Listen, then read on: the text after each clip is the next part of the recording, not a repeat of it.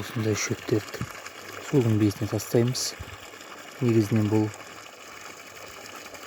бұлай тасталмау керек, тек жағаға арнайы қоршаудың ішіне тасталу керек. Ол кезде ғана амурлар керегін жейтін болады.